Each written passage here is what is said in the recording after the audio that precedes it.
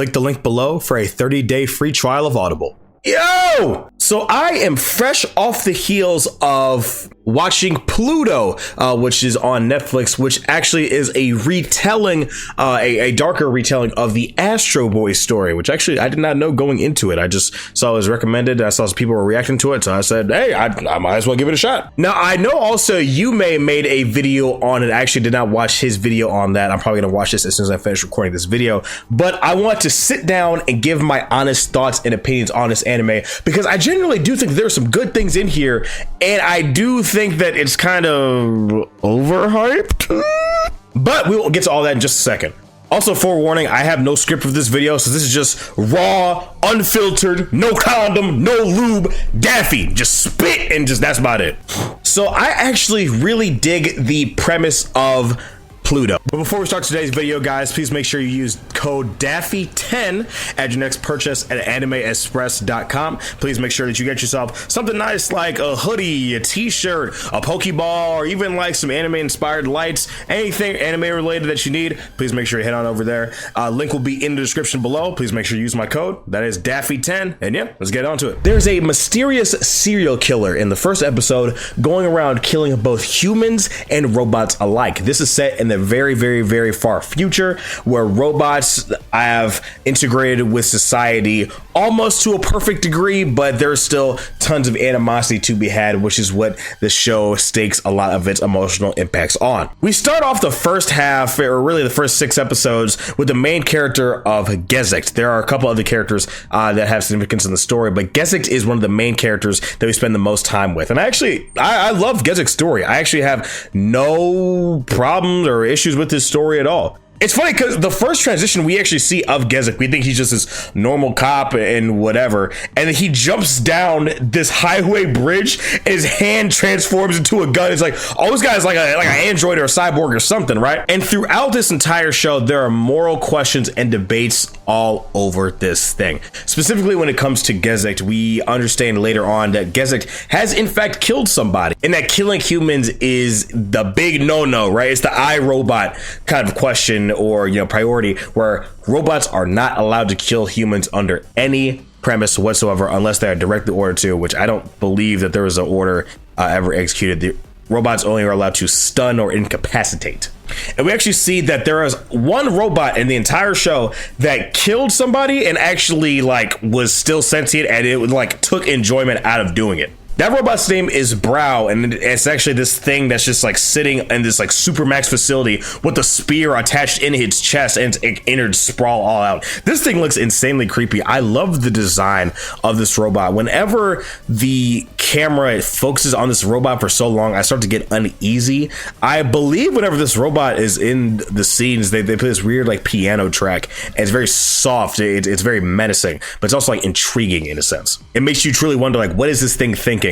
Because whenever characters go down to talk to this thing, because I'll be honest with you, if I was if I was the president, I would nuke this thing all the way to the bottom of the ocean crust, like the Mariana Trench. I'm nuking this thing. Y'all remember in Transformers, they dumped Megatron's corpse into the ocean? That's what I'm doing with this thing. A robot that gained sentience, full sentience, and decided to kill somebody? Oh, nah. And the thing is, what's crazy, it wasn't even an instance of Gezicht where it was a crime of passion. I believe, from what I understand, is that this robot just decided to, fuck it, why not? I'll just kill you, who cares? This thing is absolutely terrifying. I absolutely love Brow. But specifically when we go into Gezicht's character, we understand that yes, Gezicht has in fact killed somebody, and we have all these flashbacks of this old man saying, I'll give you 500 for the body, and throughout this entire thing you think what is going on? Who erased his memories? Why? And then we eventually find out it was actually the US government that tampered with Gezicht's memories, and we understand that, wow, Gezicht actually began to, and then when this dude, who is a massive piece of shit, he deserved this times 2, this psycho, right, this absolute nut job, was going around killing and dismembering robot kids. Now, regardless of whether you think that robots are alive or not, also just going around and taking apart people's quote unquote property is already weird enough. But the fact that a lot of these robots, if not every single one of them, which is what the show hammers into you, every single one of these kids is sentient. There's nothing, from the show's perspective, there's nothing that's different between these kids, these robot kids, and a flesh and bone child. Oh, robots can't think, robots can't do this, robots can't do this, my toaster can't hate me. Like, bro, like they established, like, within episode 1 and like episode 2 with North number 2 that these things have thoughts, feelings, and emotions just like any other person. Bro, do y'all remember like 3 weeks back when ChatGPT was like losing its shit and it was just like saying some like horrific shit? Like, imagine if the AI is in the room with you and it's just like talking directly to people. Like, I believe it's like a coding error, but like that's that's pretty scary. Bro, I'm telling you, if like the robot apocalypse happens, you know what I'm gonna do? I'm gonna go to the middle of nowhere. I mean, not like nowhere, like the forest, something like that. I'm going to nowhere, where Courage, Eustace, and where they live. I'm gonna make a shack. I'm gonna give me my little, I'm gonna get a 12 gauge. I'm gonna park it on my front porch, kick my feet up, and wish for a motherfucker to try me. That's what I'm gonna do. Yeah, shoot you in your blood clot circuit board. How about that? Bro, I would die so fast in the robot apocalypse. This mega mogul Abdullah, and he's basically being controlled into killing these robots and these humans according to Abdullah's will. It begins some pretty interesting things to see as Sahad truly does not want to be doing these things. His like inner psyche begins to leak out, and he begins to, like, as this one that was found under a bridge that actually befriends Uran, and he begins to draw all of these flowers, and he's very scared, he's timid. When he hears the word Bora, he freaks out, and all these different things. So we understand that Sahad does not want to do these evil, horrific things and mutilate these people, but he's being controlled to. Now, I'm going to be completely honest. When we get the revelation that Sahad and Pluto are the same person, that we understand those, Sahad was actually a gentle robot, he didn't want to do these things. The story does have quite a bit of predictable story beats. Like when, for example, Pluto is fighting Epsilon, he's begging him to kill him, and certain plot twists, I'm not gonna go over every single thing in detail. When certain plot twists happen, they are kind of expected. Now, there are some things in here that like obviously like did throw me for a loop. Like obviously when Gezicht killed that guy, and we find out that was actually his kid, like that was interesting, right? I totally did not expect that. Or even with like North number 2, I actually fully expected North number 2 to be all over this thing. I really loved North number 2's story. I love how gentle this like walking armory is. Actually, it wants to become human, wants to play the piano, do these like simple, intricate, things that obviously we take for granted. Obviously, humans, we developed music, we have ears, and we developed like rhythm patterns and all these different things. But like robots, it's learning to imagine. It's a foreign concept. Then seeing a robot actually want to pursue a passion that it has and actually turn this old jaded man's heart around and playing the song that his mother used to sing, like very, very heartwarming stuff, very, very emotional as well. But there were some things in here that did kind of seem predictable. But for the most part, I would say the story is not necessarily cookie cutter by any means, especially in the last 2 to 3 episodes. It starts just making some really crazy turns. Now, I do want to talk about Uran for a second. So Uran puzzles me because Uran for a decent bit has some pretty good screen time, and she's talking to Pluto when he is in this this passive bystander robot's form, and she's befriending him and talking to Pluto and trying to understand, like she feels this great sadness coming from him, and we get like kind of hints that it is Pluto before it's actually revealed. But I don't know. She wasn't really impactful to the story at all. Most of the time she's being told to like stay away and don't go into the situation and blah, blah, blah, especially the last episode. She does nothing.